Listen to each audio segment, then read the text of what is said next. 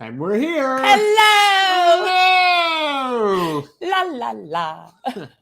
Eventually we Somebody's might gonna run pick out of up people. Well, eventually that- we might run out of people that even get the reference, if anybody does get the reference. Although we have an annual Festivus now, so I would think people would kind of get the homage to Seinfeld. But anyway, guys, hello. It is Monday night, Generational Change. I'm Jen. I'm Peter, and I will not stop doing the voice. No, I won't. So either. it's either me or it's either you or the voice. Yes, you have to decide. Yes, can you do that? Yes. What's your answer? I don't know. So it's President's Day. It is. And who's your favorite president? I don't have one. I think they're all war criminals. Whatever. I don't have one that's relevant. Yeah, I know, and don't let me get Margaret Kimberly on your ass to read you the chapter on what he did to the peoples here. Well, my favorite president is Teddy Roosevelt. Yeah, let's talk to the natives about that guy. And we certainly, no president isn't without his flaws. I think what you call flaws, again, I just like to even say I have a favorite. That's like saying, what's my favorite venereal disease? That is such a bad comparison. No, it's a perfect comparison. There's not one that would be good. That's my point. How do I have a favorite of nothing that I've ever seen is good? Thank you for the donation. I hope you like that one. Although I can't really say, that I do much in the way of Seinfeld. No, we don't. But I do. We definitely have our references. We have got a lot to cover tonight. Yes. Obviously, we know about the anti-war rally that happened the other day, which I actually slaved myself through for over an hour and change, which was a lot to take in. Not me. Not Jen. No, that's why, this was on Saturday, yes? Yesterday. Oh, it was yesterday? Yeah. What was I doing yesterday? I don't know. You weren't at the Lincoln Memorial.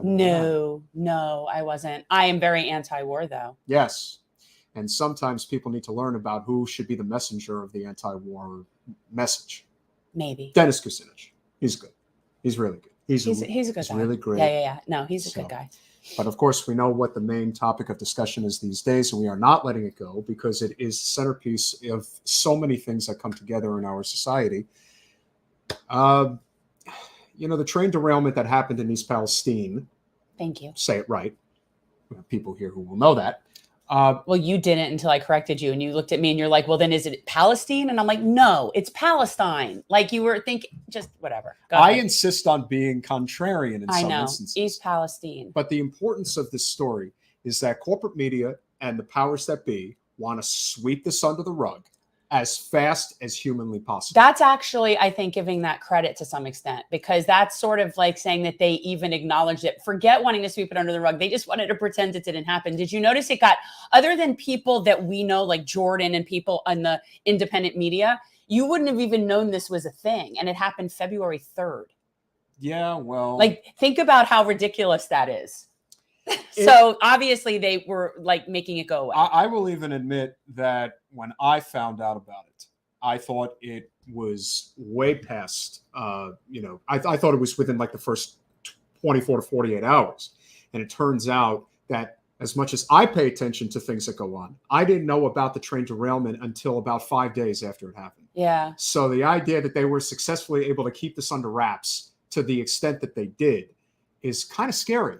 And then you hear the stories that I'm sure Jordan Miller will be able to share with us is this idea that they were basically trying to prevent journalists from going there and covering what was going on, as if to say, we don't want anyone talking about this. This is supposed to be kept quiet, so don't discuss. But we all know it's extremely relevant. So that just makes me want to discuss it. Yeah. Like I'm that person. I can't even. They call it. Good. Tell me not to talk about something. I swear it's like going to be the first topic of conversation. Well, they call it the Streisand effect. No, I call that me just being completely like obstinate. You know what I mean? But okay, whatever. So we're contrarian for the sake of being contrarian. Yes. But that is only because we give a damn about working people. Yes. And, we obviously care about people that live in parts of the country that, for many people, they would rather just forget them. Yeah, no. They don't We've exist. talked about it before, but now we actually have people on that know really a lot more about it in particular. We are very pleased to welcome this evening two members who know very much about what it's like to work on the railroad, what it's like to support railroad workers, and to fight the railroad oligarchs. And if there is ever a time to bring what has happened over the past several months to the forefront, we are now going to have an opportunity to really get the goods on what's going on, not just in East Palestine, but also get to the heart of what really counts in this country. Corporate special interests like Norfolk Southern that are have completely bought and paid for our government, and why things never get done on behalf of workers. And as Bernie Sanders, who we will address later, just penned an article in The Nation with John Nichols, anti-worker capitalism will be the death of us. It will end our system. He's been a little too defensive of Pete. Maybe. Bernie to my liking. Fair enough. And I don't appreciate him making a comment saying that, well, he wasn't the driver, as if somehow the driver was responsible. I don't know. I was not pleased that he was sort of like, when presenting exculpatory evidence. When about Bernie Pete. is just talking about the primary issue and not defending the Democratic establishment, he's much better off just staying. To me, if you're going to defend that rat face, like if you're going to go after Governor DeWine, and rightfully so, you should. You got to go after Pete. Is it DeWine or DeWine? We'll find out. Our first guest that we're going to bring in is the treasurer of Railroad Workers United and knows a thing or two about Norfolk Southern, and I have no doubt will be able to speak at great length about what's going on. Hugh Sawyer, welcome to Generational Change. Yeah, thank you for having me this evening. And I'm, as usual, as a normal railroad worker, I'm completely worn out. And I'm sure. Having had a 14-hour plus day that ended this morning.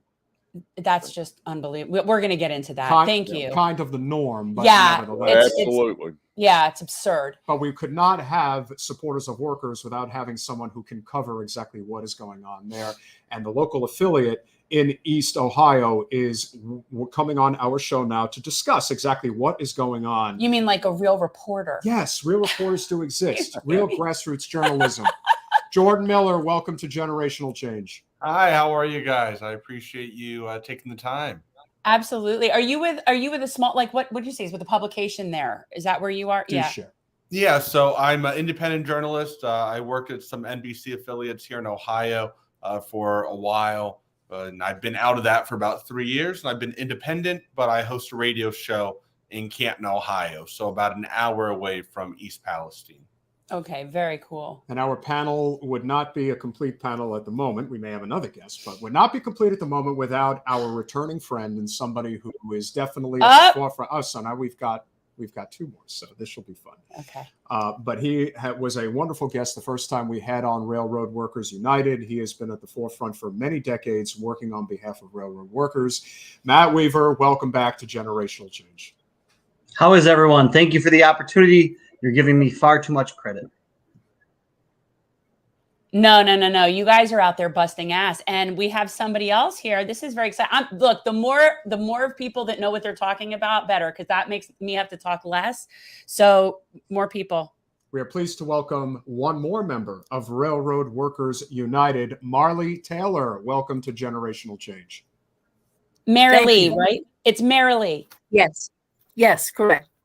All right, I butchered another name, as I just happen to do every so often. But you have a really good radio voice, so you do the intros. But yeah, the name pronunciations. Well, that's why we're a team. We have to. It's like playing tennis. You gotta. Okay, so it's Palestine. Go Palestine, ahead. and I did not mess that up this time. No, I did the first time. Double K. We love you. Thank you very much. So, whoever would like to take this from the top, because there are a lot of conflicting stories about what actually transpired in East Palestine, why this train derailed, what was actually in those cars, why there was a controlled burn, why that only exacerbated the problem. That's way too many questions. So who's the best? Who would be the best person to give the background on what happened in this particular derailment? Oh, come on. I defer to Brother Okay. Sawyer. I'll be glad to give you my conjecture, and I know I'm not supposed to do that, but we actually do, I think, know what happened, and because we have seen videos of a wheel bearing that was on fire for 20 miles. So Norfolk Southern and all the railroads have wayside detectors that we have replaced human beings with. We don't have men on the cabs, the cabooses, who actually looked ahead at these trains and looking for these problems and what have you. So what we don't know is what failure there was with the detectors. But a bearing just doesn't go bad and the train derails. It happens over a period of time. So we had a train barreling along. It goes over a wayside detector every 20 miles or so. Sometimes it's 10, sometimes it's 25. And that detector will come on the radio and tell me, or whoever, hey, there's no defects after the train passes over. And it's got infrared sensors and other things that can detect dragging equipment and so on and so forth. And it'll either come out and say no defects, or it will say alarm and tell me if I have a hot wheel, which is typically a sticking brake, I'll get an alarm and it'll, and you pull the train on across and then stop. If I get a critical alarm, which is typically with the hot box, which is what we had here, a failed bearing in the journal, it should come out and say critical alarm, and you stop your train right then and there, no ifs, ands, or buts, and send somebody back there to go look at it. Obviously, a detector did not pick this up until, as I understand it, just moments before the derailment. The detector in East Palestine, did detect it, but then it was too late, and the train derailed. The wheel failed, and the train derailed, and essentially that's what's happened. Now this train, like many trains, had hazardous materials in it. I watched the first press briefing from the local government, the mayor and the chief of police and the fire chief, and they admitted. This really stood out to me. They admitted that, hey, we know what chemicals are on board this train. That's because the train crew gave them the manifest to that train, and we're set up to immediately report and hand over to first responders. Here's the manifest. Here's what's in this train. Here's what you need to know about. And but then they refused to tell at the press briefing what was on this train. They said, "Well, we don't know what's on fire." Well, who cares what's on fire and what's not? We care about the hazmats and should people be evacuating and so on and so forth. So that's what happened. There was a failed bearing. It wasn't picked up. Probably because of PSR, precision scheduled railroading, where we've cut manpower to the bone. And I believe that we've cut these detectors off, or at least detuned them, and you have the disaster that you have. And it's a failure. I have since learned, just by reading since this instant, that the FRA has no oversight over the wayside detectors. There's no mandate apparently for them. There's no mandate for servicing them, or what they should be tuned to detect and how sensitive they should be. So that this is a failure, not just of the railroads, but of the government regulatory agencies that are supposed to have oversight over the safety. Yeah, and yet they've been having record profits, right? Oh yeah, all the railroads. So they're having record profits, and this is one of those things where it's just cheaper to not maintain things. Yep. It's cheaper to just not, and yeah, that's one of those things that's just pretty clear. I mean, Jordan, if you can hop in. Would obviously love to get your thoughts just on what you've seen on the ground. We are very friendly with Jordan Chariton at Status Quo. I know he has a couple of guys on the ground there now, but it looks pretty devastating from afar in terms of what has happened there and how this level of contamination could stretch for hundreds of miles potentially. They're talking that it could be the biggest ecological disaster this country's ever seen. And yet it seems like they're really trying hard to sweep this under the rug. Yeah. They're open about what's happening, but they're also not saying everything that is happening, right? We know something major is happening. You know about it because you read reports about it, but I believe that there's so much more that we don't know about. Now, I'm not into conspiracy theories. I'm not the person that's going to sit here and say that this accident happened on purpose, because I know that's making its rounds on social media right now, but it is devastating.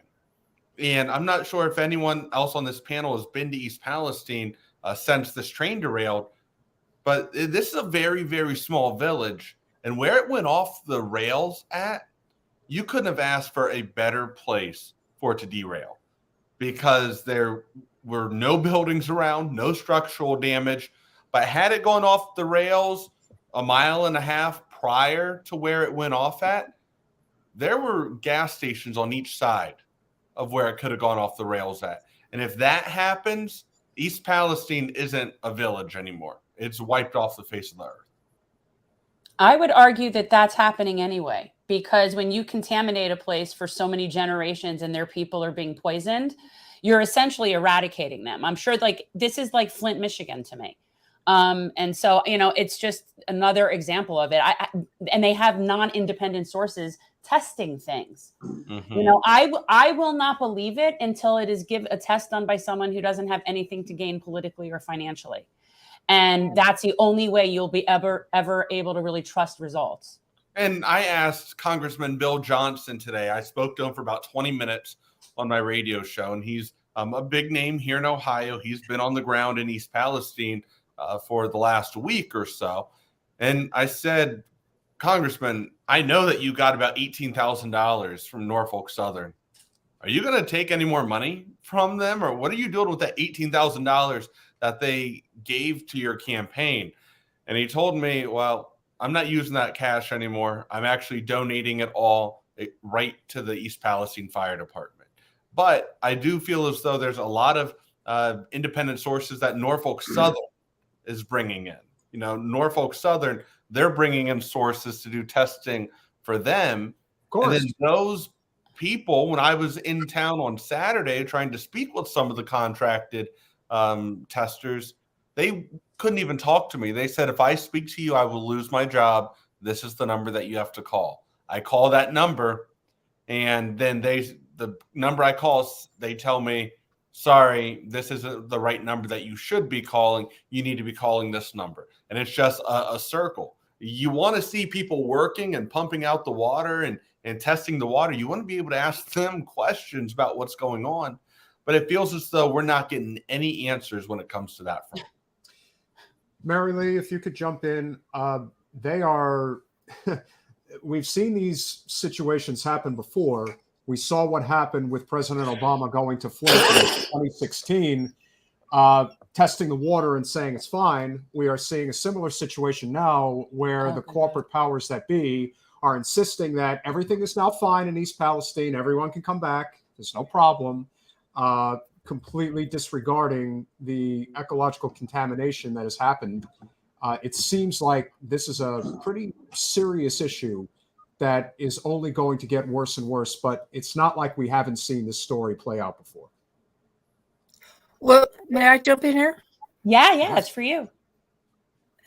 I'm having a little trouble with the audio, so I'm missing a little bit of stuff. It's breaking up, but it's probably my poor technological abilities. But one thing that I think is important is that literally thousands of people's lives in that area have been destroyed. It's an agricultural area. How many of us buy anything that was grown in that area? Not me. So the whole question of people's lives, the continued physical and mental troubles that are going to occur, their livelihoods, the entire life of the town is dramatically and inexorably altered for these fellow working people. The total callous disregard of the railroads would have mowed over any opposition or any truth from coming out if it weren't for the workers and the citizens of the communities bringing up these issues to the fore. It's not unusual for them to just plow over a derailment and call it good. They got the trains running. That's really all they care about. And now it's up to us collectively to really keep the pressure on them to have the truth be more and more out there for people, and to reach out to our common allies in this struggle, environmentalists. I just read a personal account of an environmentalist, and he was going over just shock, traumatic for him. Never, you can read it, but when you see it, it just shows the devastation and the neglect of the railroads. Now, could this have been prevented? I think absolutely 100%. They refuse to invest in the infrastructure that's necessary to run these hazardous materials safely.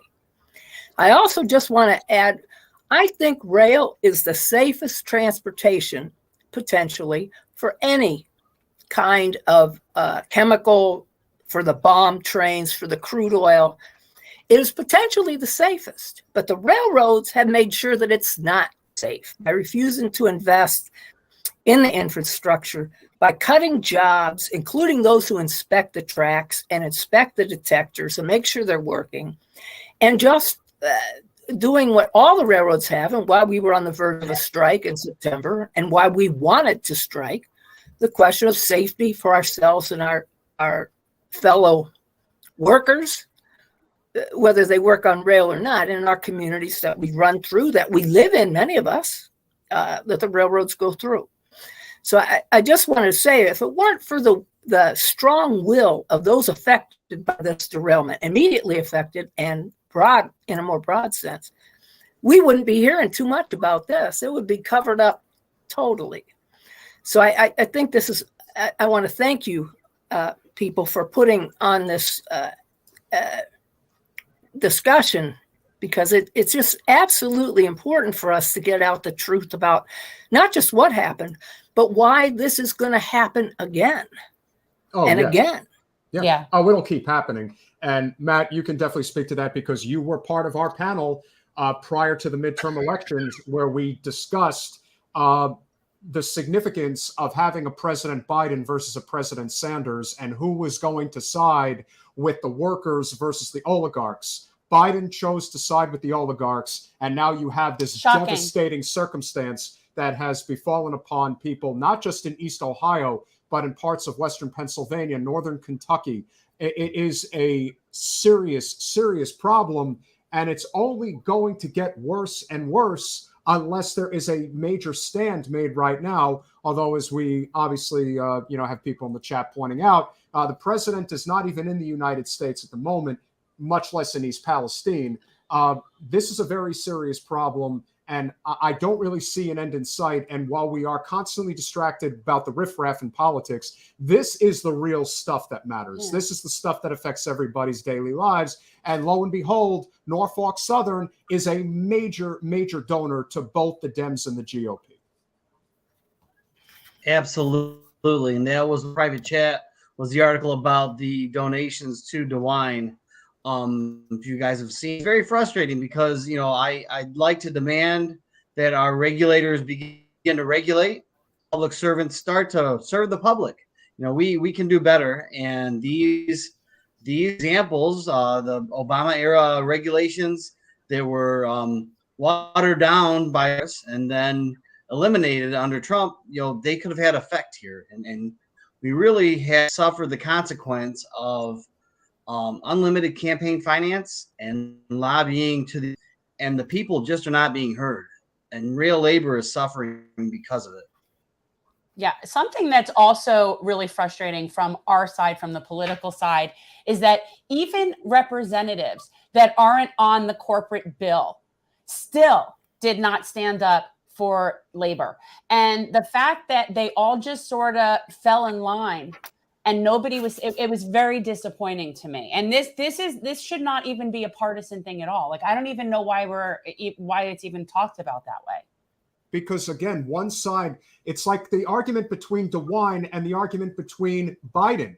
The goal of the two-party duopoly is to see who is going to be holding the bag when the lights come on. It's like, is it going to be the Dems? Is it going to be the GOP? They're all the same. They don't give a damn as long as they're not the ones blamed for it. Just like you've got people running cover for Pete just as much as you've got people running cover for DeWine.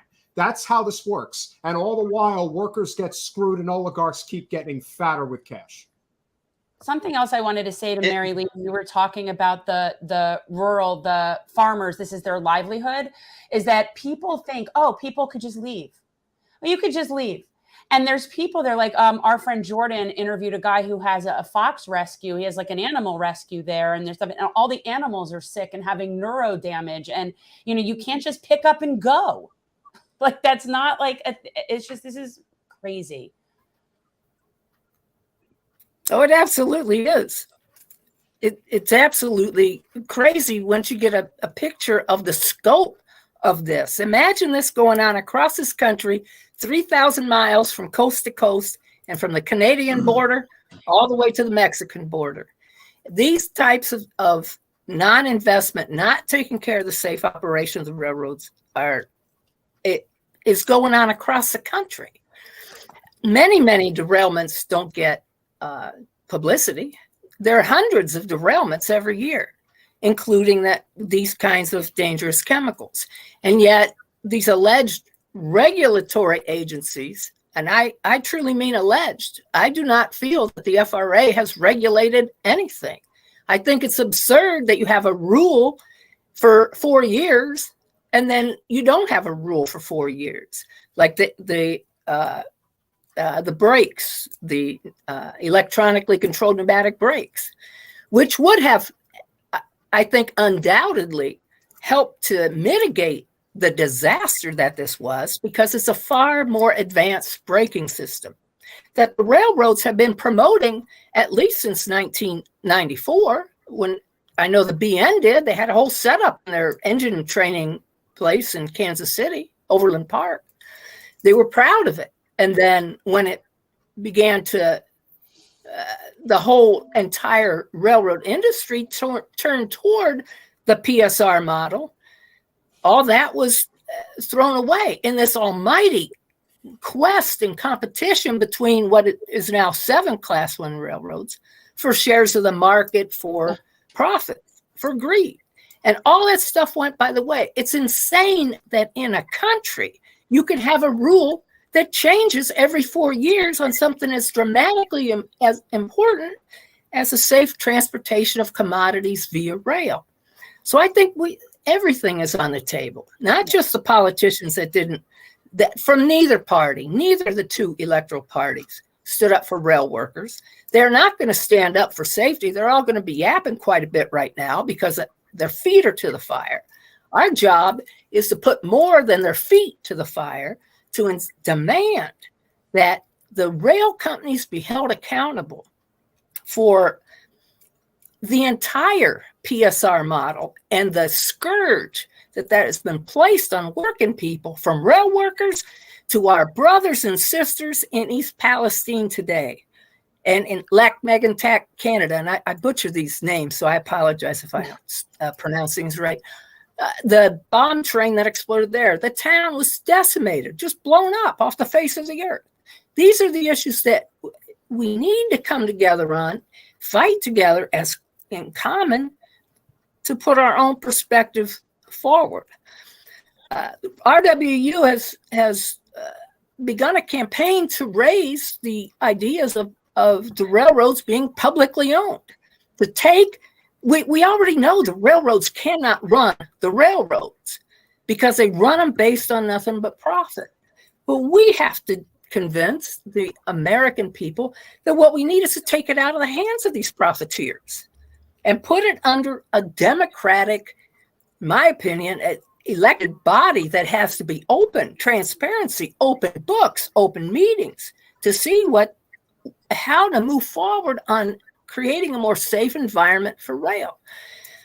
I just think that we've been doing it for many years, trying to hang our hat kind of on a regulatory agency that has refused, quite frankly, to really regulate anything in terms of the railroad.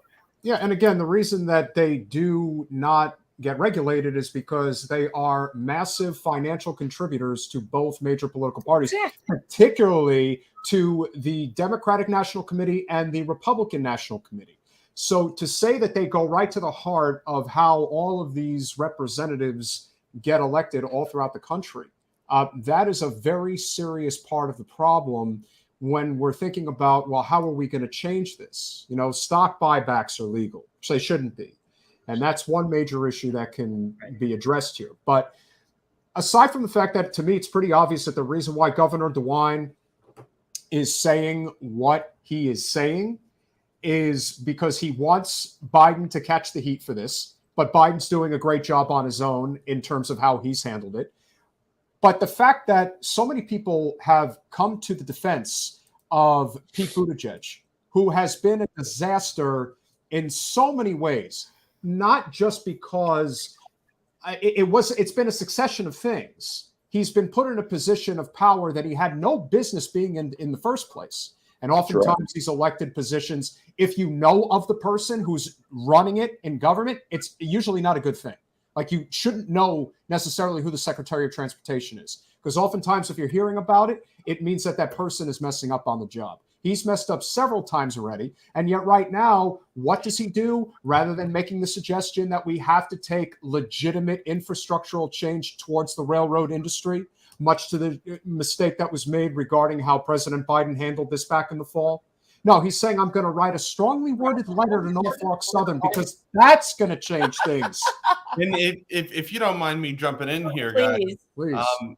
I've been on the ground in East Palestine, and I've talked to people, and I'm asking, what could be done that makes you feel a little bit better about this? And they said, we want to know why the current president hasn't been here. But more importantly, we want to know why Pete Buttigieg hasn't been here. It took 11 days or so before he even acknowledged what happened, right? And that was in writing in some form. What's happening in East Palestine is a shame, but there is this tension, as always, between Democrats and Republicans. But this is one of those things now where they're going to turn an unfortunate situation into a political pond. We have Donald Trump coming in on Wednesday. It's going to be really great. It's going to be incredible. I'm going to do a great job. Yeah, and we all know that that's just for in my opinion, it's just going to be for a photo op or whatever. He's a civilian. He's like the six of us sitting here right now. He's no different than that in his civilian capacity. He just so happens to have a big name and a big pocketbook. But a lot of people are concerned that Governor DeWine didn't ask for federal resources sooner, because he said in a press conference last Wednesday that Biden and him had been in personal phone calls, and Biden had said, if you need any federal resources, to let me know. Right. And DeWine never called him until he got backlash for the next 36 hours. And then Friday morning, we get a notification that he's contacted for federal resources, the Department of Health, the U.S. Department of Human Services. They're going to be coming down. But at the time, Ohio wasn't eligible for FEMA. And now people are wondering, why didn't DeWine declare this to be an emergency? Political cover. But you know what? I still think that this is one of those things that if Biden wanted to handle this, he can handle it. I don't buy into the fact, like, everybody's going to pass the buck, but ultimately that's all they're doing is going back and forth. If either person cared to handle it, they could. Why are we so thinking a president is so powerful, but then they can't seem to do anything? Somebody explain that to me. Why? Okay, I want to jump on this one. Please. I mean, why in the hell does DeWine have to ask the federal government? Look, yes. You watch the TV, you see this huge disaster. Yeah. Why in the hell wasn't everything, you know, headed toward East Palestine? Yeah. To help out there. And Pete Buttigieg has no qualifications to be the head of the Department of Transportation. I mean, it was just a political appointee, and he has no background for this or anything that I can tell. And but it's a failure of a lot of. I mean, the EPA spent days before they came out and said, "Here's the major chemicals that were involved." Well, it turned out the ones they didn't tell us about were super bad stuff too. You know, and to me, it's been an utter failure on the government side and, of course, on the railroad side. That allowed this to happen. And this is a great example of why we should look at public ownership. But there's a lot of moving parts with regards to that. And we have got to completely revamp the FRA, or at least the safety component of it, separate it out from the rest of the FRA You need a safety department in the government that is not it's not also the booster for the industry and so on and so forth. So there's a lot to be learned here, guys. These derailments happen every day, not every other day or anything. Every day. You know, you bring up a really great point, Hugh. There are apparently upwards of 1,000 derailments that happen every year. We just saw the other derailment. It couldn't even wait 2 weeks. There was another derailment of a Norfolk Southern train up in Detroit, not that far away. And again, we had another one here in Ohio in August. There was it was a huge derailment. Thankfully, there wasn't any fire, but it was 15 minutes down the road from me here in Stark County, Ohio. And you would think at this point, one of the things we're huge advocates for on our channel is high-speed rail. When you have the Democrats bragging about their super corporatized infrastructure bill, if you're not passing a 21st century infrastructure bill in the tens, if not hundreds of billions of dollars that doesn't involve a high-speed rail system, I don't want to hear anything about what you think you're doing, because clearly whatever it is, it's not anywhere near enough.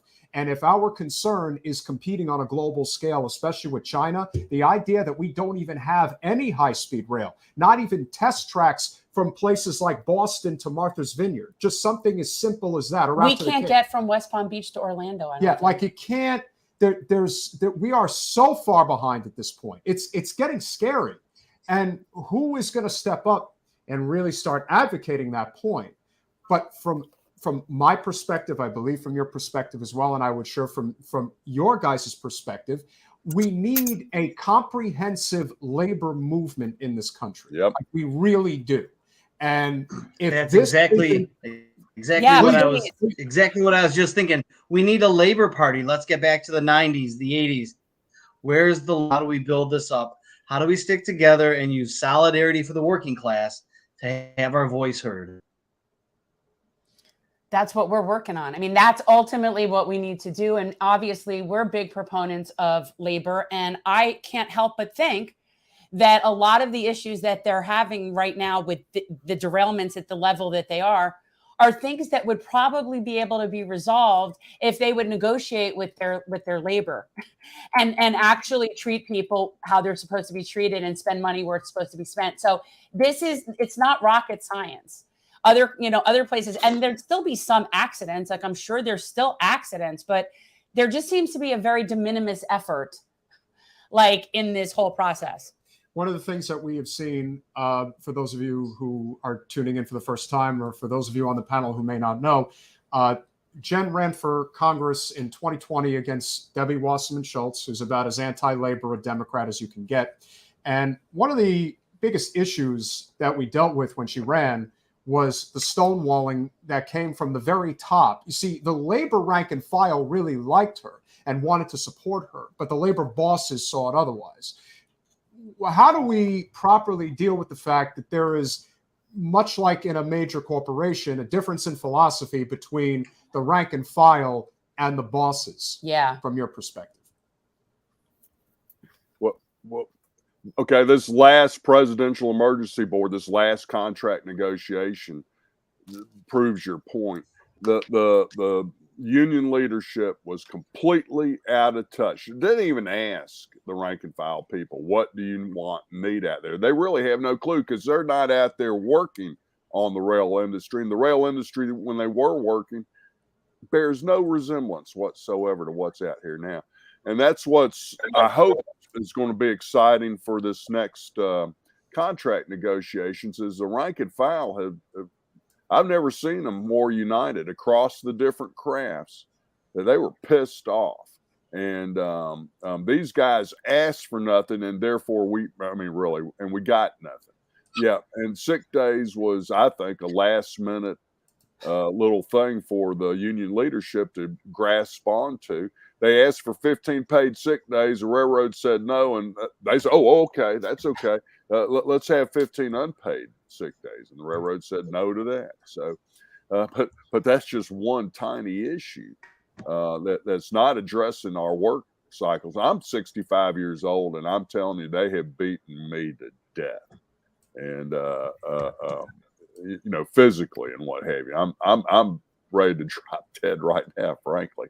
Well, don't. We need. Oh yeah, I'm not going to, but still, I mean, there's no schedule or whatever. The stupidity out there. If we have time, I'll just go ahead and say, I was in this very situation with my train the other night. I went over to the detector. It said no defects.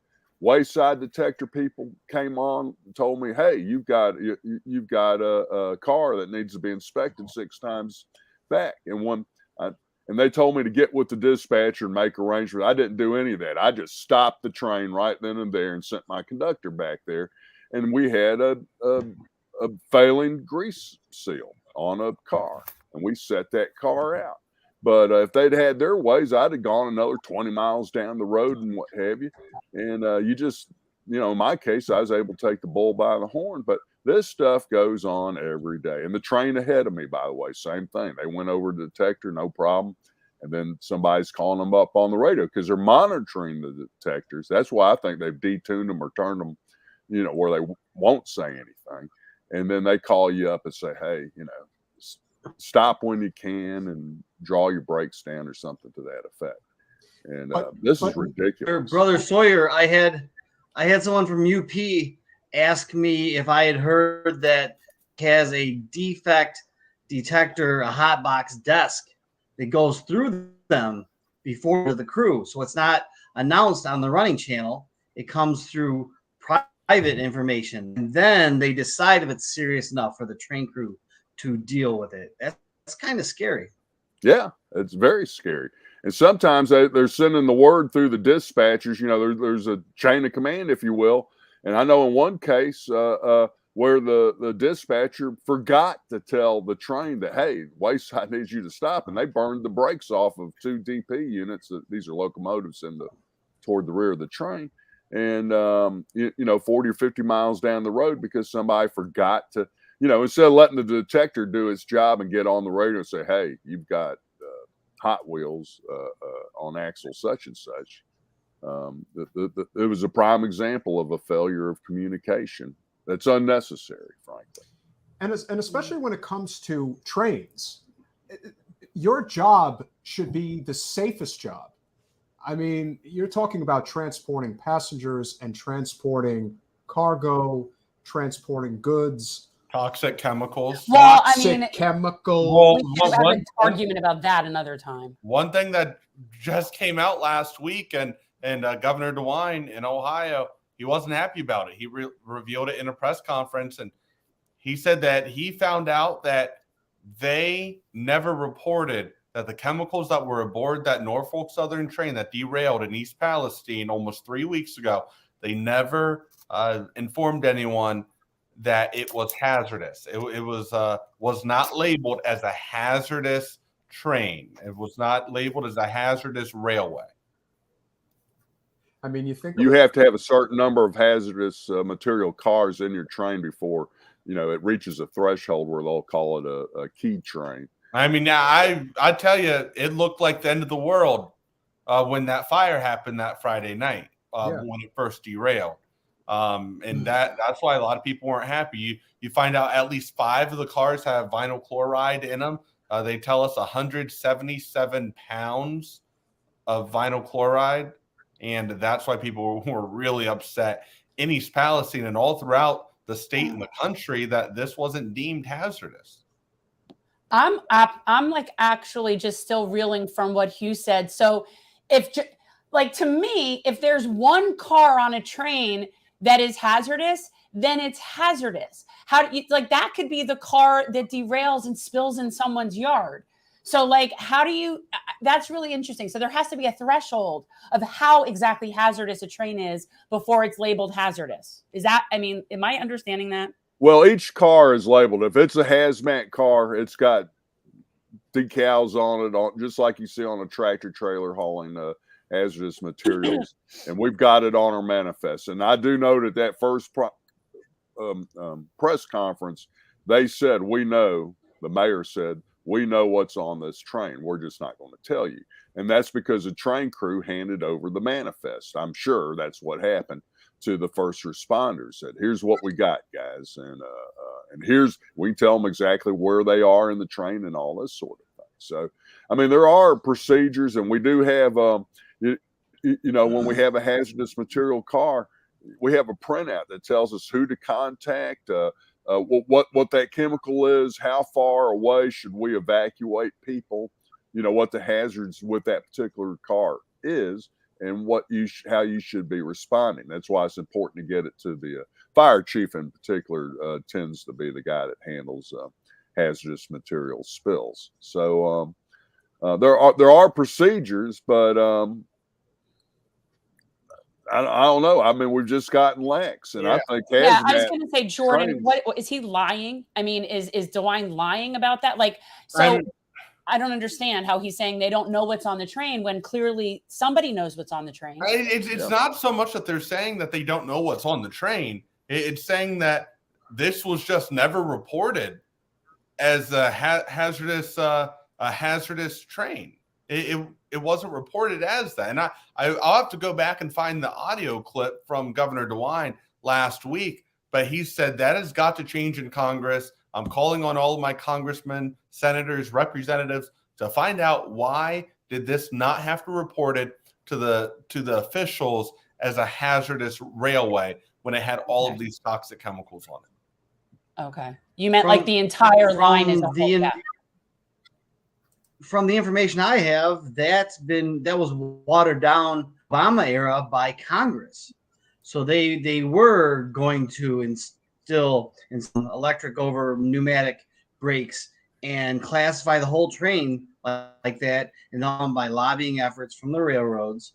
And then in the next administration, it got eliminated. Kind of what we're facing is how strong campaign finance and lobbying is. I mean, we're talking millions of dollars that are going right into all of the politicians' pockets. That's why they're treading so lightly when it comes to this. Like I said, one congressman, Representative Johnson, said he's donating the money that he received from the railway. He's going to donate that all to the local fire department. Well, if he's going to do that, why hasn't DeWine, the governor, stepped up and done it? Why haven't we seen any of the other local and state politicians announce that they're going to get rid of the money that they received from Norfolk Southern?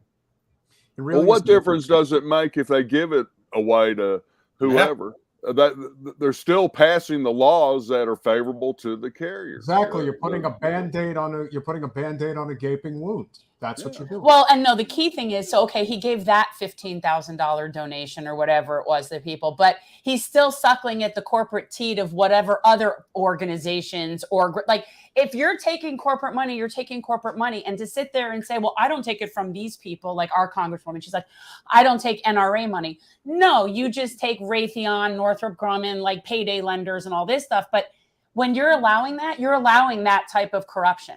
Period. That's what I think. And we had a friend of the show in the chat tonight, basically constantly posting about the fact that the Trump administration had taken a regulation off the table for railroads back in 2018.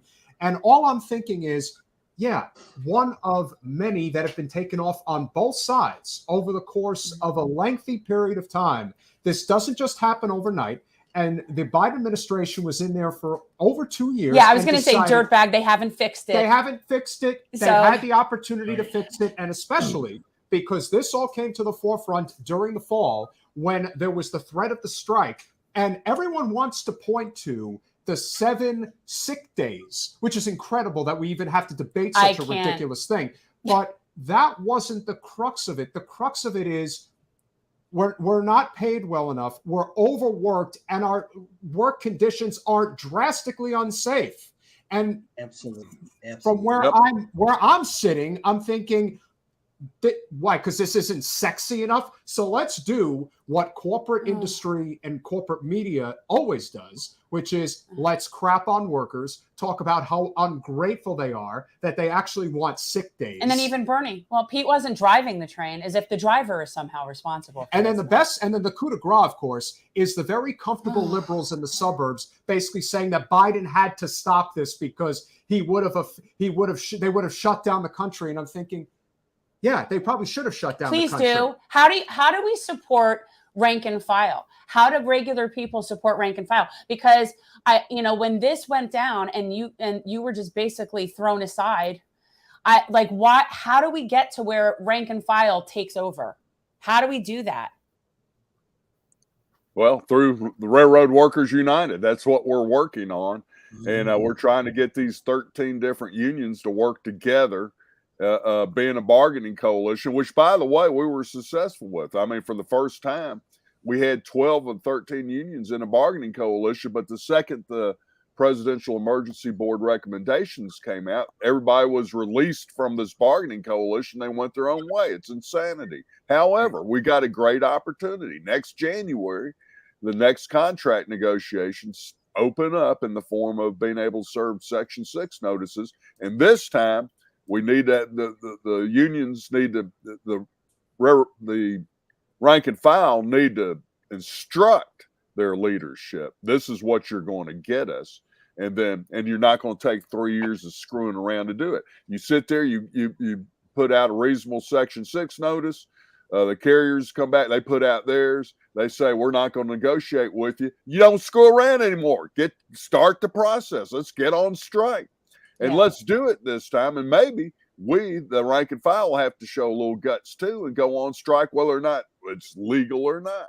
And if we're so important to the economy, $2 billion a day or whatever, then what in the hell is 14 or 7 or 2 sick days got to do with anything in the big scheme of things? Right. It's the damnedest thing I've ever seen. It's all about getting the railways, keeping them running, right? Yeah. As soon as they did this chemical release on Monday, on a Monday. Wednesday is when they lifted the mandatory evacuation order after all of the toxic chemicals went into the sky 2 days prior. When they lifted that evacuation order on Wednesday, a train went through within 5 minutes. Yeah. And the mayor was pissed because Trent Conaway said, I was under the impression that they weren't going to send another train through this community until my residents were back in their homes. And the fact that we lifted the evacuation order and within a 5 to 10 minute window, they were back up and running was ridiculous. And that just shows at the end of the day, it's about the bottom line. Yep. And it is important. I mean, the movement of these chemicals and all the freight that's on the railroad. I mean, we're a critical part of the logistics network here, the worldwide global logistics network. And, the economy can shut down in certain places almost immediately if we quit running. So that's why they've got to get that rail back open, and they're going to run trains. And they don't care about some town in East Ohio, I could assure you, because we're federal regulated. They don't have any say-so in what we do. So just-in-time shipping. That's just-in-time shipping and taxing warehouse goods. That's why that is. Yep. On a personal note, I believe that train went 2.5 miles north of my home. And then I was in Newcastle, Pennsylvania, painting offices for the railroad. And on Friday, I am going to meet Aaron Brockovich out there and bring it together. So I will be representing Workers United. So everyone should go to railroadworkersunited.org and follow them, get on and plug in. Get that newsletter. Sign up for that newsletter. It's really good. Yeah. I mean, we need to show up, people. We really need to show up. If anybody who lives near where there are any sort of worker movements and strikes and stuff, we really need to show up. I think it's so important. And I'm very appreciative of all of you. And it's very upsetting to me that this is how people are treated. And it's just, and I can't stop thinking about the dead fox. Like, all I can see in my head is the picture of the dead fox. Like, I'm cursing Jordan about this. Yeah. And it's always easy for people from the outside to have a difference of opinion that isn't suffering through this right now. You can imagine just how devastating it is. Jordan, I'm sure you've communicated with plenty of people. Their lives are never going to be the same again. And that's the saddest reality of how we just do not care about working people in this country. We see them as an expendable commodity, regardless if it's in deep red East Ohio or deep blue Flint, Michigan. It doesn't matter what political party you're in They at don't all. care. They don't care about If you don't have resources, you're just another brick in the wall, if you will. That's it. And the sooner we realize that it is about corporate special interests capturing our government, that is the issue of the day, of our lifetimes, we're never going to get out of our own way. Stop electing corporate whores, people. I'm begging you. Easier said than done. But what can we do as civilians to help what you guys are doing? Is there anything that we can do? Well, anybody that's talk with your neighbors. Go ahead, you. I'm sorry. Talk to your neighbors. Talk to your fellow workers. Talk to your church. This affects everybody in such a fundamental way that hasn't happened in recent history in the United States itself. People are willing to act. There's demonstrations. Go to them. I saw people just from East Palestine carrying signs on a street corner, pictures that they put in different articles, protesting the fact that their home has been turned into a toxic dump. Things, every church that can make even a letter and print it in a newspaper, reaching out to just normal, everyday people we come into contact with has been very helpful. And reach out to your local Central Labor Council, whatever that means, whether it's state level, local level, and encourage them to get in a fight for every single one of us, rail workers, as well as residents and citizens of these areas. So I think there are many things we could do. And certainly one of the most important one was already raised, which is to stay up on top of this by following RWU website, which has the most up-to-date and the most clear articles to explain what's going on. It's not rocket science here. Yeah. The major media would like you to think it is. It is not. Every single one of us can explain to you how the railroad works. We know how it works. We know how the brakes work. We know what the situation is. It's not rocket science. It's something every single working person with a grade school and 8th grade education in reading, or 8th grade level of reading, can certainly understand. And that means all of us can understand it, and all of us can be a part of figuring out what the next step is. So I think channeling the anger, including towards this alleged regulatory agency of the FRA and the Transportation Department in the cabinet, and begin to marshal some forces to keep screaming. We should never be quiet. We should do like, I agree with what John Lewis said, make good trouble. Let's all get together and make the good trouble and reach out to everybody that we can to bring the force necessary. They're never going to change on their own, neither the politicians nor the railroads. They don't understand persuasion. They understand power. And that's what we have in the rawest form possible. We have the numbers. We have the power. We create everything in this country, those of us who work, and we can stop everything in this country. We need to begin to think about that. Especially since so much of our industry has been decimated and completely destroyed, especially due to things like NAFTA and normal trade relations with China. Workers need to recognize that even one of our greatest presidents in FDR, he always said, make me do it. And that's a person who actually cared about working people, but he understood the limitations of what the government would be able to do. And so today, here we are looking at a circumstance where it couldn't be more obvious that workers need to unite. And if they do, there's no telling how quickly and effectively we can change things for the better in this country. We cannot thank you guys enough for coming on the podcast this evening. Matt, you had a final thought before we go? I like that. I have one is that there's working class, there's donor class, there's politicians. trains don't run through the donor class backyard. We need to think about that, and we need to stay in solidarity for working class people. Could not have said it better. Both of us Very appreciative. Cannot thank you all enough in all of your respective areas of what you guys are doing. Who says something? Did somebody say something? Oh, no, thank you, Matt. Oh, yeah. And we'll keep talking about this. Like we continually cover labor. We continually cover this issue.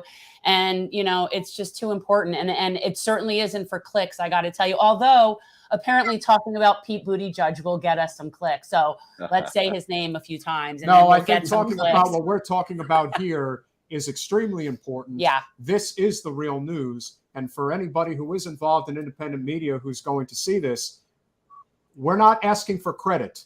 We are just asking you to not. We are a channel of just under 8,500 subscribers. We're small but mighty. We do not have the platforms that a lot of other ones have that could be talking about this on the regular. To making it more and more. It's like you got to hear it multiple times before it really sinks in. So if any of you on any major network sees this tonight, please, for the love of God, reach out to these individuals and figure out a way to spread the word about Railroad Workers United, as well as the work that Jordan Miller is doing in East Palestine. It is very, very important. Yes. And this is real world scenarios that are affecting people in their everyday lives. That is the importance of this panel. That is the importance of what you guys do. We will always stand on the side of labor. Matt Weaver, Marilee Taylor, Hugh Sawyer, Jordan Miller, thank you guys so much for being with us this evening. Thank you all. Thank you. Thank you for having us. It's our pleasure, guys. Have a great evening. Bye-bye. And you know what happens to me when I'm telling you, I get all fired up. I have to put on my vest. I'm livid. First of all, how crazy is that the only way that the entire train or the entire rail is considered hazardous, other than, okay, the label's on one particular car, is if there's a certain amount of it. Like there has to be a certain amount of toxicity, people, before we'll classify something as such. Like, I got to tell you. No, it's true. It's absurd. If you guys enjoy our content, we certainly hope that you do. And obviously a number of at least hit the like button. Please smash that like button, subscribe, share, make sure everyone can see this. But if you really like what we're talking about, do not hesitate to go over to patreon.com/generational change. For as little as $5 a month, you can support our small but mighty podcast. We are small. Contribute to certain causes that are very important. All of our money goes toward, I can't say all anymore, because now we are starting to throw a few dollars at the people that do our video work, because now we're getting a few dollars. Yeah, if they only learn to work for nothing. Yeah, like us. Yes, $10 a month will get you everyone $5. Actually, $5 a month is getting everybody the Lulu sticker now, because I've reordered. But $10 a month, if you guys watch Status Quo News with Jordan Chariton, he's got one under it. It's under it. No, I thought it's over. It's underneath the United Corporation of America. Well, okay, fair enough. But they represent the United Corporation. But if you're wondering, and guys, and the reason this is our candidate, we're choosing to go with Manchin and parliamentarian for 24, because Joe Biden is convinced that these are the people that are so powerful as to why we can't get anything done. So I think that's who we should go with for president. So Manchin, if you are so very generous in considering becoming a $25 super contributor to our Patreon, $25. You got the Tri-Blend Awesome Silky Smooth T-shirt. You want you one. Make it creepy. It's not. It's wonderful. It is. Guys, really you get incredible. the really cute Gen Change jersey. It's a baseball jersey. And it fits like silk. And it says, "Here comes the sun." It is really cute. It is. I know. It is. I designed them. But if you do not want to stick your credit card information on put it on the grid, as they say. So what we do with the money is our money goes to community service stuff. I do everything from, we contribute to local people that we know, food distributions, I do hygiene care packs that I pass out to the unhoused populations. Just different things where we can serve is where we put that money. And it's, we will occasionally donate to non-corporate candidates that we support. But for the most part, it's all service. Yes. transforming politics into service is our motto. Yes. And we certainly hope that those of you that do see this. We did send $50 to the guy in East Palestine with the fox farm. I'm telling you, I can't get the fox farm out of my head. Well, anybody who Like, is just- suffering loss I right can't. now, but especially those for their animals, it's How again, are if they? you They have- can't leave. I don't like. It's one thing when it's just like, yeah. oh, if come you're on, people, they could just get a better job and get no, on no, the no. And road. even if I were willing to acknowledge that people can leave, when you've got farm animals, what are you like? You can't leave. They're stuck outside. They're stuck. Like, it's killing me. If you would like to chip in via Cash App, which is a little bit more desirable for most, and again, the idea is to get the most bang for your buck. Cash App, $Gen Change. We would certainly appreciate any contribution. Now, of course, we do have one final story we are going to cover. It is very important that we cover this because Lord knows somebody's going to be making an appearance. It's very important. I'm feeling a Bernie thing happening. So for those of you who know, I don't like what he said Senator- about Pete. Like, I'm really not pleased with him Yeah, about he's that at really- all. That's just first of all, you could say nothing about it. yeah, you Which could. is also really bad, by the way. But the fact that he sort of like relinquished Pete from responsibility just is not okay with me. Yeah, Bernie, I don't know what you think. He's not your friend any more than Joe is, Bernie. No, they're not your definitely friend. Definitely. And they're sure not. as shit not our friend. No, they're definitely not. So the good. And son so of Vermont- while I will criticize Bernie, apparently there is a very good article that he just did with John Nichols, also friend of the show, who is also another actual journalist. Well, look, I'm glad to be here, Jen. Hi, nice Bern. to see you. That's a good vest you're wearing right there. Thank you. But I thought it would be very important that I write a very important article regarding anti-union capitalism is wrecking America. There's no question that it is. If we do not have a stable labor movement in the United States, we will cease to exist as the greatest nation on earth. You would agree? Yes, capitalism is wrecking America. I actually brought in that. I actually think it's imploding the planet, but you continue. Well, I'm going to read a few pieces from my wonderful article that I did with John Nichols, who I know is a friend. He's been on the show. Yeah. Eugene Victor Debs, the railroad workers union leader, who was the Socialist Party's great organizer and presidential candidate in the first decades of the 20th century, has been my hero since I was a young man. When I took to heart his message that the very moment a working man begins to do his own thinking, he understands the paramount issue, parts company with the capitalist politician, and falls in line with his own class on the political battlefield. I'd say that's pretty important. That is very important. I mean, I was actually enjoying in the chat where we were seeing, our certain anti-capitalist friends talking about a workers' co-op situation. And honestly, for something like the railroad, the fact that it is for-profit and private is absurd to me. It's absurd. To me, that nothing could fall under the whole concept of interstate commerce more than railway. So I think this is just crazy. And I do think that the workers should own the means of production. And I think the railroad would be a really good place to have that. What about if the railroad workers owned the railroads? Well, as Deb said, he was a fervent believer in grassroots democracy and was opposed to authoritarianism and the cult of personality. I would not be a Moses to lead you into the promised land, because if I could lead you into it, someone else could lead you out of it. I share his view. Real change comes only from the bottom up, when thousands, then hundreds of thousands, and then millions of people stand together and demand a better deal. Never from the top down. Elected officials should stand in solidarity with workers and do everything they can to empower them, not lead them. That's my mission. I embrace it with relish. Do you like relish on your hot dog?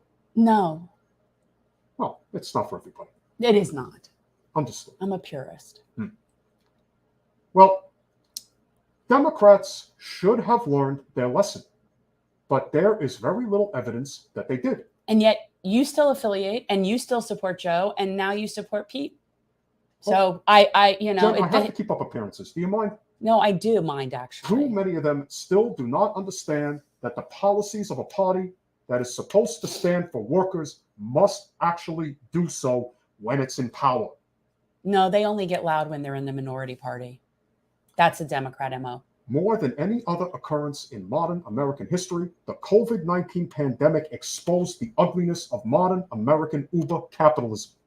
While billionaires and CEOs are safely at home on their yachts or in their private planes and corporate profits soared, millions of working class Americans had no choice but to go to work in hospitals, schools, grocery stores, warehouses, and meatpacking plants.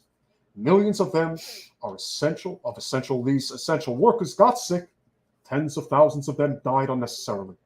We were reminded that, like the kings and queens of past eras, the very rich know nothing about how most people live, could not care less about real people, and firmly believe they have a divine right to rule. What do you think? You're pontificating. I can tell you as a United States Senator that the issue of inequality rarely, if ever, gets sufficient attention on the floors of Congress. While we are very good at renaming post offices and acknowledging Super Bowl winners, we don't often get around to discussing the reality that after adjusting for inflation, the average worker in America is making roughly $43 a week less today than she made 50 years ago. Think about that. Think about the huge increases in worker productivity that we have seen in the past 5 decades. Think about the fact that in 1981, when I became the mayor of Burlington, Vermont, the largest city in my state, we didn't have one computer in City Hall. We didn't have cell phones. We didn't have email. We didn't have printers. The same reality existed for all intents and purposes in every workplace in America. With more efficient machinery, the development of the internet and digital communications, automation, robotics, and artificial intelligence, the American economy has become dramatically more productive, and the average American worker produces more than ever before. So what does that tell you? Are you talking to me? Are you talking to me? I don't see anybody else sitting here. Yeah, you would definitely be convincing people of that reality. Of what reality? What reality are which we speaking? Well, I'm not going to read the whole article, I'm but I think you displeased guys right now. definitely get the idea of just how important it is that is what Bernie has written important? Yes, it is important, but it's not going to change anything. Writing strongly worded letters, that doesn't change anything. So it's good for a day. As our friends who are here said, you have to be willing to take on the machine head on and be willing to potentially lose your job. Yes. And here's the thing that's so frustrating to me about this, okay? I look at people like the people that, railroad workers and working people that are just, that are organizing and just trying to, get some sort of justice, And these are people that will eventually have to sacrifice their livelihoods to go on a strike to actually stand up for themselves. And then I look at people like in Congress, and they're not even willing to take a chance on losing their high-paying job to just do their job. And it's very frustrating to me. It's so we have people that are going to eventually have to risk their livelihood to protect their livelihood. And the people whose livelihood it is to protect their livelihood are too busy keeping their own job to actually do it. Yeah. It's crazy. Because if those people were actually doing their job, then the railroad workers wouldn't need to be putting their own, livelihoods on the line.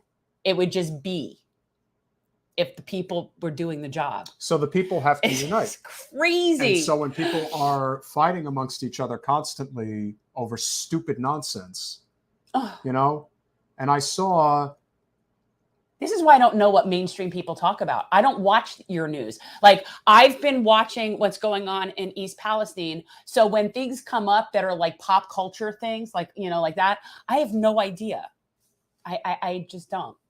So we're going to close with this because obviously it was in the title and we will address it. There was an anti-war Rage Against the War Machine rally in Washington, D.C. yesterday Here's what I will say. There Didn't we were already talk about this? no. I feel like we did. No. Okay. So there were a number of really great speakers, particularly Dennis Kucinich, who I think if you guys are going to listen, if you haven't listened to any of the coverage from the Rage Against the War Machine rally in DC, if there's one person who I would recommend listening to, listen to the, I guess, 10-minute speech that Dennis Kucinich gave. It was really great. If you're having to prioritize who to listen to, that would be Peter's recommendation. He really hit the right notes. I thought that, well, again, the last three speakers were Dennis Kucinich, Tulsi Gabbard, and Ron Paul. And all three respectable to me. In terms of their message. Now, obviously, we have strong disagreements with the likes of Ron Paul and Tulsi Gabbard. But well, you know what, though? I have a lot of respect for Ron Paul. Yeah. I used to have a lot more respect for Tulsi. She had courage at a time when people didn't. I respect that. But since then, I just feel like she's just not somebody that I would really see a lot of things, eye to eye with. But I have a lot of respect for Ron Paul. Yeah. I do. And I don't agree with him on a lot of things. Again, when Ron, unfortunately, at the end of the speech was drifting into austerity territory, again, you could say what you want about whether or not you agree with MMT. One thing I can assure you that is different is micro versus macro economics and the ability to actually print money and curtail inflation as a result. And we should look into having Clint come on and talk when we have Steve come on. And I just kind of want to sit there with some popcorn and watch that. Thank you, Dirtbag. Obviously, I actually did not. I know Roger Waters was like the last, but his was a recorded. Absolutely, double K. I mean, he and I would disagree on a lot of politics. I have respect for him and that they were never corporate sellouts. Yeah, and ultimately, that's kind of like the thing with Thomas Massey. You have these representatives that from a logistics perspective, they really believe in this idea of austerity, that there is a limit to resources, not a finite amount of resources, and that you have to conserve. I'd actually argue we've already taken more than our fair share. Oh, we certainly have. But I would definitely say that there were some key people that spoke. The message that was there. Negrani, I actually, I didn't see all of it. I actually did not see Chris Hedges' speech. Chris Hedges has been a guest on our podcast before. He is. I mean, obviously, we're big fans. Yeah, exceptional. He's exceptional. Yeah, he's the real deal. But I have to say that there are certain people that were involved in this event, and I don't have a problem with the Libertarian Party being involved. They have been very consistent about an anti-war message. They have been very consistent about, knowing that when it comes to how we spend money in this country, that we spend way, way, way too much on the military-industrial complex, much less the wars. The problem is that there are people who lead this effort, who want to be at the forefront, who want the microphone, when it is really not their place to have it. Or they're not a person that is going to best serve the mission in general in terms of coalition building. And it's more about their ego and their vanity project than it actually is about serving the mission. And to me, some of those types of people, it's clear. I know it isn't so clear to a lot of people, which is why a lot of people have followings that they have. But I don't not affiliate with things to spite people, because I just don't. If I'm going to like something, I'm going to like it. If somebody's with it, I'll still support it if I think it's a good plan. But I still think that marketing matters when you're trying to make a movement bigger and bigger. And when you put toxic type of people as speakers, it isn't about whether or not they're part of a group. Anybody could join. Like, that's what I'm thinking. It's like, it's not about who wants to support it. I'll support mission, but I don't know. I feel like you should put your best foot forward when you have speakers, should have the broadest reach and be the least toxic representation. And not only that, if you're going to have certain people basically be the lead organizers, if you will, that already come with a heavy amount of baggage, that are going to turn off a considerable amount of people, I guarantee you, I wonder. if the lead organizers were just simply the Libertarian Party. I've said this before, I will say it again. No one in their right mind should ever take the Movement for a People's Party seriously. And there are many reasons not to take them seriously. We've had shows about this. We've spoken with people that were like in the higher up of that. And so this is something we've covered. We don't need to rehash it, but that's not a serious political party. It's just not. And for those who spoke at this particular event and felt that the effective way to deal with the fact that there were organizers that dropped out, there were a lot of people supposedly going to show up, didn't show up, that the proper response to that is to attack them for not agreeing with your standards is tantamount for failure. They promoted this thing very hard for a long time. This was going on for several months. They had ample opportunity to promote this, especially not just in DC, but in Southern Maryland, Northern Virginia, West Virginia. They had an opportunity to bring in a lot of people. There was about 1,000 people that showed up. If your intention, and 1,000 people is not anything to sneeze at. It's a decent. For there, it's not a bit like I'm just for that Correct. locale, for the level of speakers, for this, like for what this event was, 1,000 is not that much. That's what proportionate to what this kind of could have been, right. I think. And what a lot of people don't understand, and Negrani, the message is fine. Yeah. There's nothing wrong with that. No. We're all about the anti-war. If I lived near there, I would have gone. Yeah. Like if I lived near there and I was in driving distance to that, I would have gone. I am not averse to anti-war rallies. I've been to quite a few. I'm all about that. What we're saying is that when you put certain people as spokespeople, and actually, Metalopoly, I wasn't talking about Jimmy. I wasn't. I know who I'm talking about, and I know who I think he's talking about, but it isn't Jimmy. But the point is, like, I will affiliate with something if I agree with it, period. It doesn't matter if there's people that are with that. I don't have to like everybody. We're saying that the best way to serve a mission is to not necessarily use people that alienate a lot of people. Yeah, and as spokespeople. And also give That's credit. all we're saying. Neoliberal tears, give credit. Jill Stein, say what you want about her. She has been a very consistent, active anti-war voice. I voted for her. Very long time. That was my and choice so in that 16. Was the in Florida it doesn't matter. No, it doesn't matter anyway because there was no universe. But in just no, We've talked about this. We've had Nick Brana on the podcast. Yeah, we've talked about it. We just don't feel the need to keep like hashing it and giving it like, airtime. But no, we've talked about it. This is not a secret. But you have to remember that if those individuals want to show up, if they want to support the cause, there is nothing wrong with that. They should support the cause. This is my point. That's all. Nick Brana was the MC for this event. That's just Are you trying to succeed or are you trying to fail? Like and say, see, they didn't want to help us because of so-and-so. If he really cared, if the organizers, if the speakers, if their intent is to see this succeed, see, people are not fools. Tulsi's not a fool.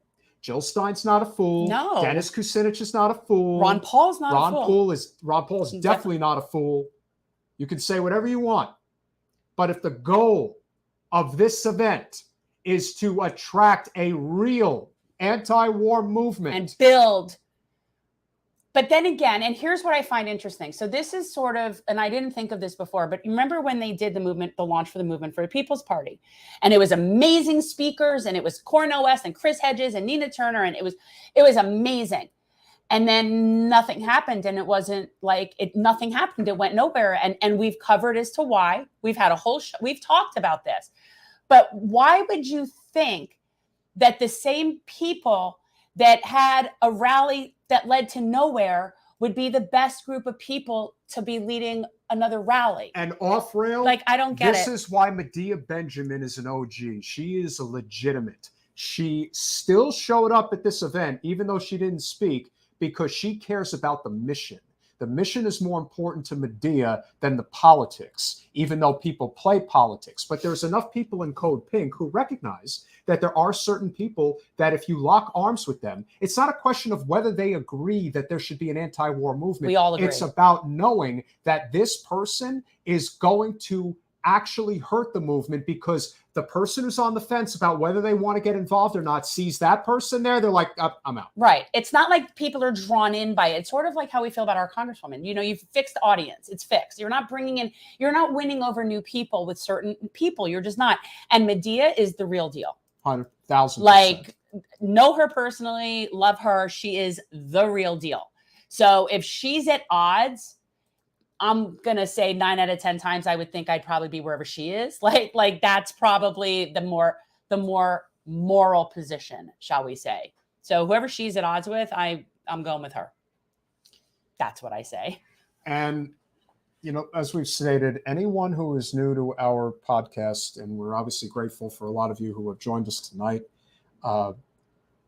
you know, I'm anti-war because I know that war is a racket. Medea has been on the show. It's been a really, really long time. And you know what? We need to get her back on.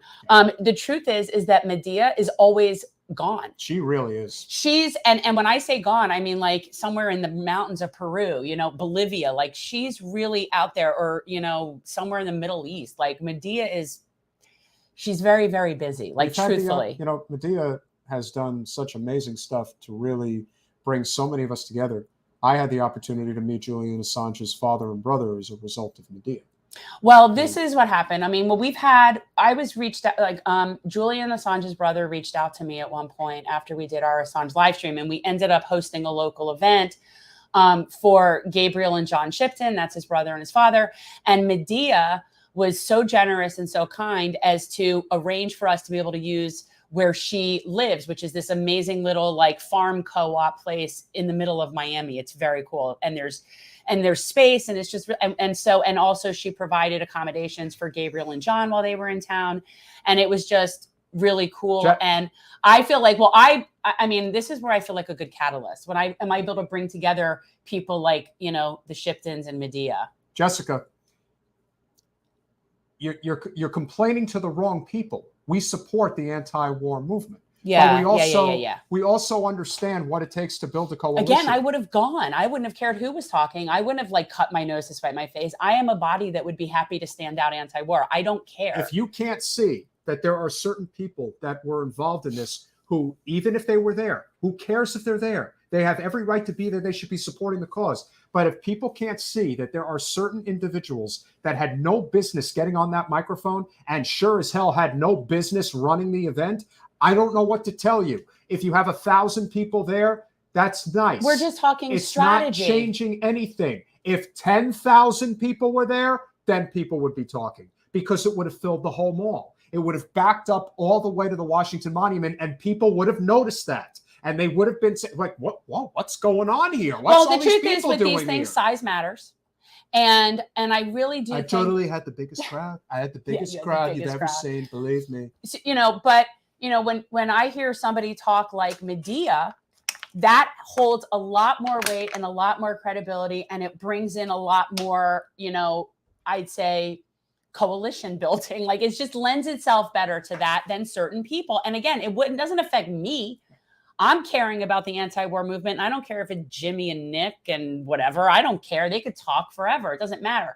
What I'm saying is I don't think, as far as the movement in its best interest of bringing in people and being, you know, progressing forward, that those people, that's the best way to go with that. That's all we're saying. Yeah. I support it either way. We're not the audience that has to be sold. I'm already anti-war. You don't need to reach me. I'm already with you. Yeah. But the people that you do have to reach are somewhat sometimes turned off by certain things. And again, when you have somebody who organized something that went to nowhere, why would you want them to organize something else? It doesn't make sense. People saw that the People's Party is what it is. And they know that that's not something that's going to materialize. No. So if that's the case, and we understand that it doesn't matter, for example, if you're in the Libertarian Party, the Green Party, the Forward Party, all these things don't matter unless you change the electoral infrastructure in this country. If you don't have ranked choice voting, it's never going to change the fact that the two major parties which fight tooth and nail to stop things like real infrastructural change, like ranked choice voting, that we're going to be stuck with the same problem. If the goal is to have an anti-war party, we're never going to be able to have the movement get to the point where it's actually a threat. Because yes, you could say whatever you want about how there are people on the left who do take things and do say things in bad faith. They do. But remember, there's also a lot of gatekeepers out there. We're not trying to gatekeep here. We're trying to help. We're trying to show you that there is a way to do this to actually be effective. Those who say, "Oh, well, I can't be affiliated with those people," what does that serve? And anyone who talks that way, yes, you should be suspicious of them. I am. But let's be honest about what. No, I'll affiliate with anybody.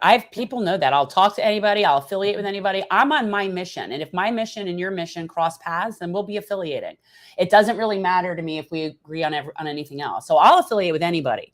We're just talking strategy ideas in terms of how to really better the mission in general. I'm sorry you feel that way, neoliberal. That's fine. And I'm definitely not scolding you. Not him. He doesn't think you're scolding him. He thinks you're scolding them. Like you're just being critical and scolding them. Yeah.